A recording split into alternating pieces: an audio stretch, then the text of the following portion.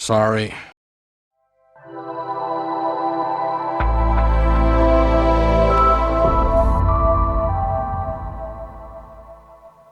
Hey everyone, Genome here, coming at you with the next episode in my video game review series. This is the series where I take a look back at some games that I really enjoyed, games of yesteryear that probably most people don't know about. This is more of a hidden gems kind of thing. Even though a lot of these games, of course, got serious play, like the first game I did, Ring of Red, was not a huge seller. It wasn't a big seller. The only virtue it really had, outside the niche market of weird gamers such as myself, was that it was like a launch game for the PS2. So since there was a limited release at the time, or a limited amount of games, somewhat, it sold reasonably well.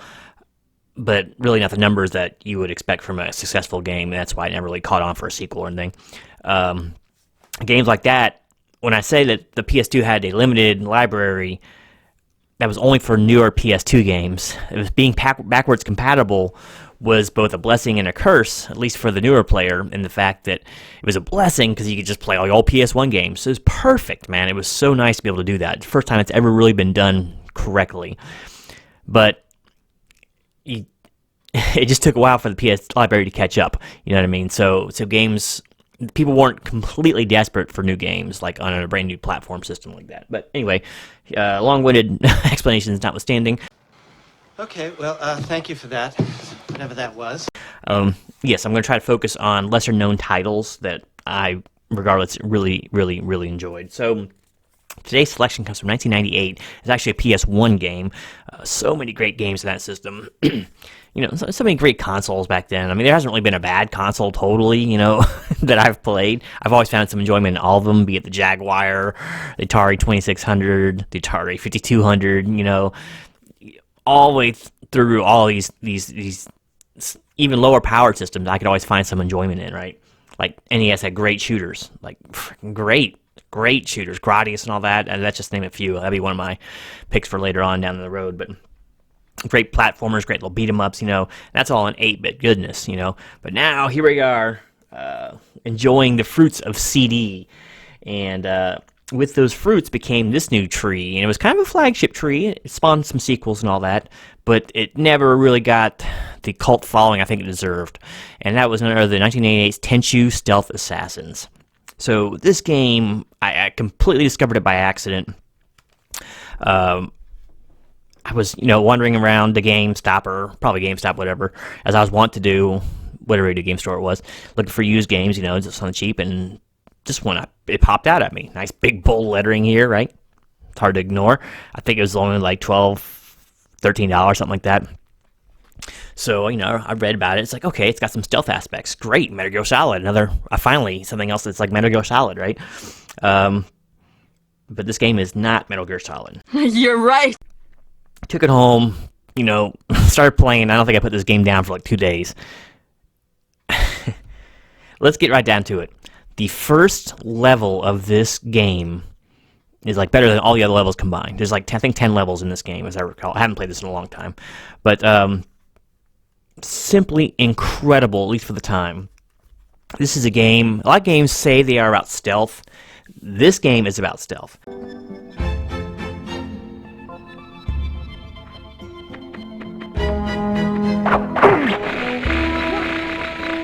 And while you can fight and win one-on-ones fairly easily sometimes, groups will wreck you pretty good. This is not like when you're discovered in Metal Gear Solid and you can usually blast your way out of the problem. No. This game, you are not supposed to meet challenges head-on. You're supposed to sneak around them and find stealthy ways to get through them, hence the name Stealth Assassins. All right, you have two different protagonists you can play as, Rikimaru or Ayame, as I recall. And they're all pretty similar in their movesets and all. Rikimaru is the male. He's bigger, stronger, so he's better in actual physical confrontations if you ever do have to face an enemy in an actual sword fight.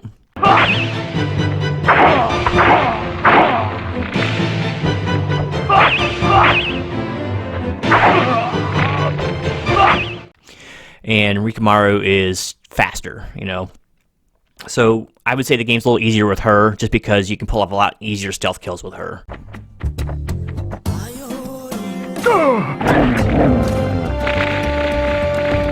moving up behind stuff and just navigating around the map. I mean, neither one of them set blazing records or anything, but it moves good enough.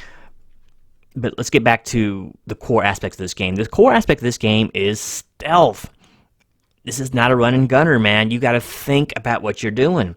You approach all the angles with not being seen in mind. It kind of goes way against everything we're used to doing in video games, where it's just brash, loud, open, in your face. You charge right into anything, right?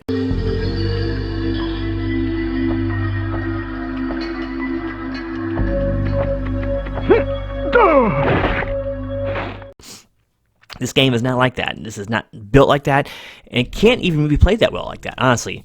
I don't think you could actually just run and gun through all these levels, no matter how good you get at this game, because you will get overwhelmed. But yeah, if you sneak up on an unsuspecting character or NPC, you can one-hit kill them with a button press.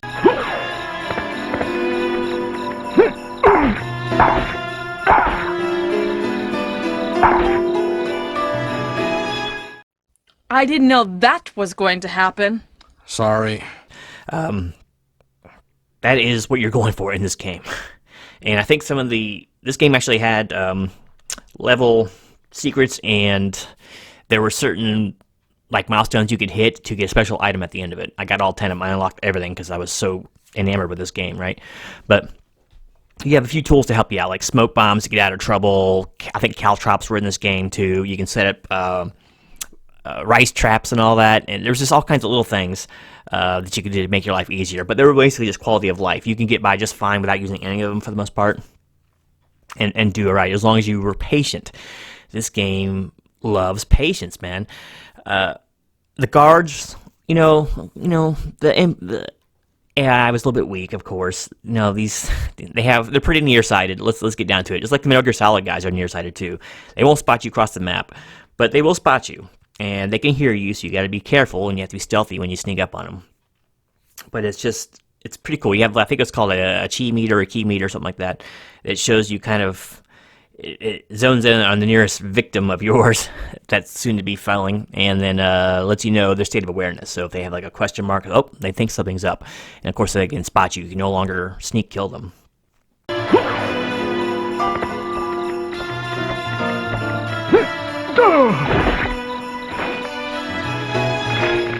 So, yeah, you do your damnedest to sneak up behind these guys. What really made this game revolutionary in a way, not in a way, just made this game revolutionary, was how you went about it. You weren't just sneaking around on the ground. The key to this game was getting up above stuff.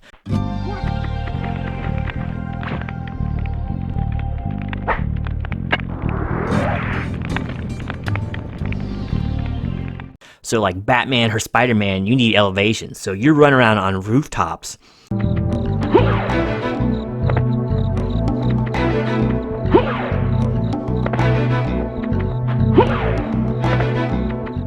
To drop down on people, running along walls, getting on the side of walls to get barriers in between you.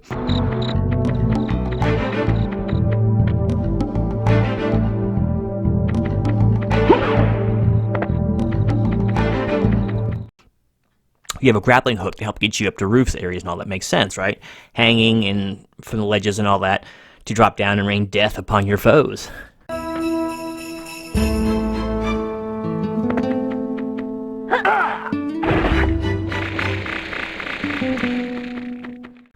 Brilliant, man. The reason, getting back to the first level, I love the first level so much, is it's set up perfectly for how this game needs to be played. There's lots of interconnected buildings and standalone rooftops, lots of little obstacles for you to get up upon or hide underneath, whatever it is you got to do to sneak up on people.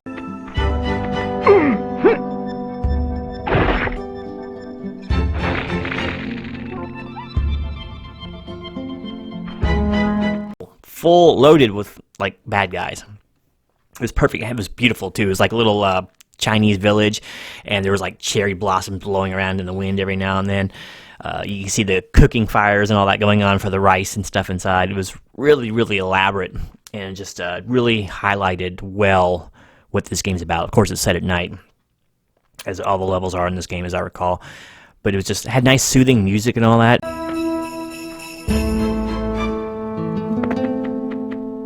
kind of, and that's what I'm about to, what you were actually doing there, which was offing everybody in sight just to get to the boss character. I think he was the Goya, the town merchant, like king. So, kill yourself, and show me you still have some honor. I will assist you. Yes, thank you.